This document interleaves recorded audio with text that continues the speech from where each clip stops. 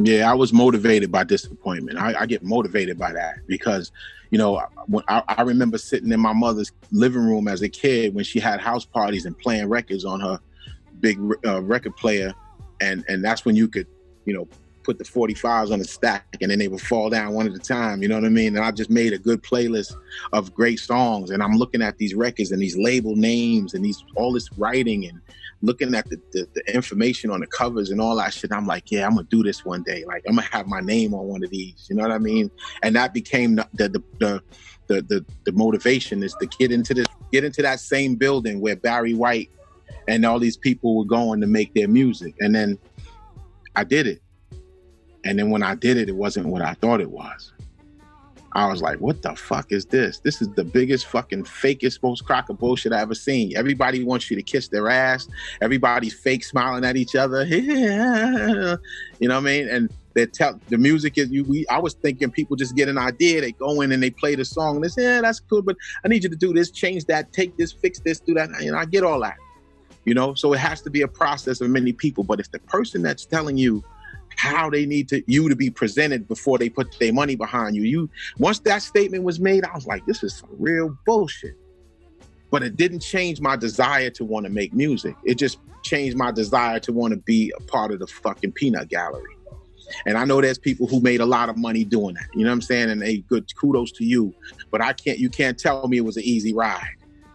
You know what I mean? Some of these motherfuckers will tell you all day long how they did it on their own and they didn't need nobody, and they got ass meat all over their lips because they've been kissing ass the whole time they've been in this game.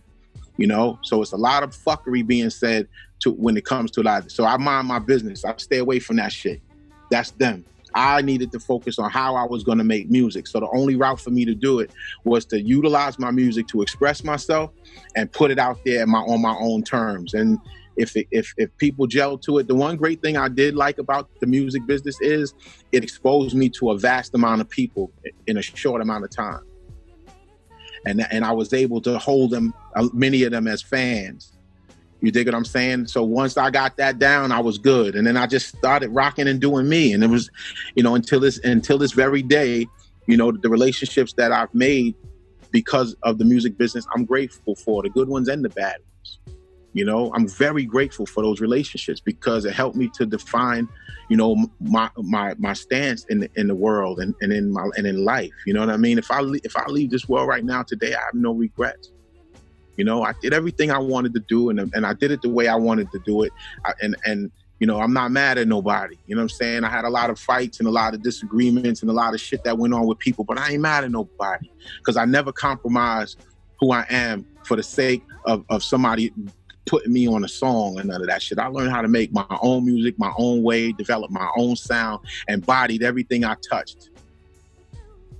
Purposely, but heartfelt. You dig what I'm saying? It wasn't like no fucking bullshit. It was real me doing me. I tell motherfucker, yo, send me the song. I write it.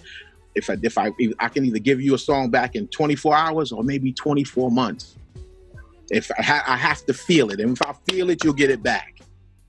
If I don't feel it, I'll try. I'm going to try my best. You know what I'm saying? But that's what I have to do, is try. All I had to do was try, and I was able to do it. So everybody wants you to hand them shit on a silver platter now. They ain't trying to do shit. I'm more impressed with these little girls that I see jumping online, DJing, doing shit like that than half these motherfuckers that say, oh, I can spit. If you can spit, learn how to make the music you want to spit on. That's what develops your individuality right there. Everybody got access. Go online, get your motherfucking ass a sampler or Fruity Looty Loops or whatever the fuck y'all using, and you know what I mean? Learn how to make your shit, and then make your sound, make your platform, build it, and then other producers will say, "Yo, this motherfucker right here got something. I want to make a song for it." That's how I did it, because I wasn't working with all these guys in the beginning. I had to make my own music, and when they heard that, it was, "Yo, I want this motherfucker on my shit."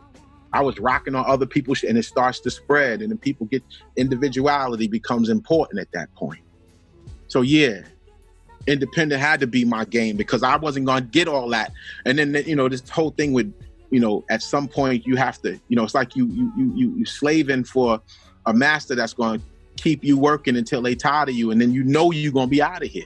All these unsung stories and shit you hear, all have one thing in common. They all talk about the money being funny. Somebody did some bullshit and blah, blah, blah, blah, blah, blah, blah. You dig what I mean?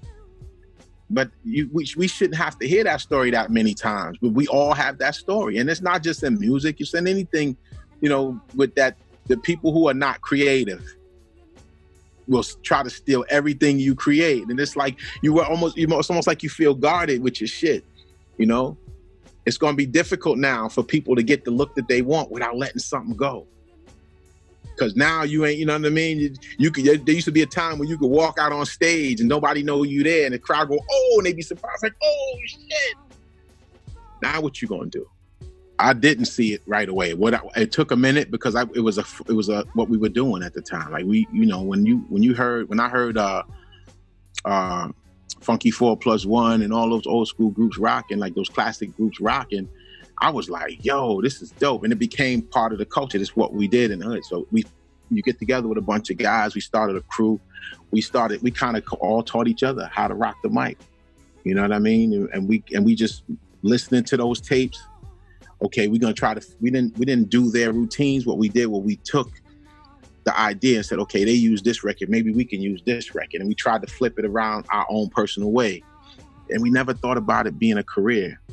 I never thought about it being a career until I heard King of Rock. And then and Rockbox. You know what I mean? When I heard that, it was a rap. I was like, oh shit, I can do this shit and be popping. Because I already had a reputation as one of the guys in the hood that was nice. You know what I mean? There may have been a few of us, but I was definitely one of them. And that's when it really hit me. Like, yo, I can really do this. Like, I can probably really make a career out of this. Because I mean, Run DMC to me was like giants. You know what I mean? Just giant. I'm talking about giant in the game. Giant. And I mean, I come up around Rakim, EPMD, K Solo, De La Soul, Prince Paul. These are my peers. These are guys that I used to see at house parties when we went to their towns. You know, I go to Brentwood, I could almost guarantee you Eric Sherman in Paris was going to be somewhere at one of them parties out there, you know, just living and doing what they do. These are my peers. But I didn't hang out with Run and D. So when I seen that, and I seen, you know, Curtis Blow, another one, he was another guy that I'm looking at like, yo, this dude is smooth. Like this was the mixture that I grew up on, you know? If you look at Curtis Blow, right, when he rocked in his early days, he could have been you could have thought he was going to sing like Al Green, or his, you know, based on how he was dressed, his afro, he was smooth. He had an Al Green vibe to him, to me, you know?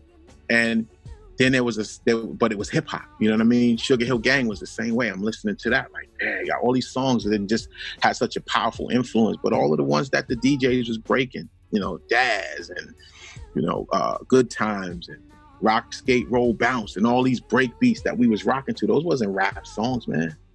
That was funk. Those are funk breaks, and those are break records. Some of them were disco breaks that we were rocking over. So we were taking black culture, and mashing another part of it into another part of it and creating something new. You know what I mean? And that's the shit I saw. I wasn't thinking about it being no business until I seen Run DMC, and I was like, yo, I'm gonna get me some money doing this shit.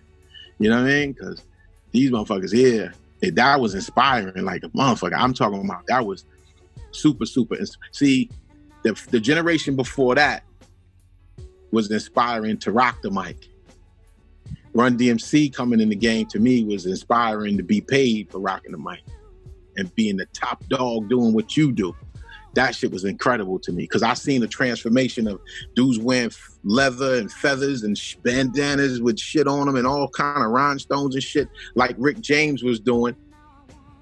You dig what I'm saying? Like the Jacksons was doing. And then I seen these dudes come with this black leather shit, look real hood. And I was like, dope, this is crazy. So that was what really kind of struck me like, yo, this can be good, man. I really like this. This is dope, you know? So it was a mixture of a lot of that. That's how I felt. That's what I saw. And that's the road that I decided to take and why.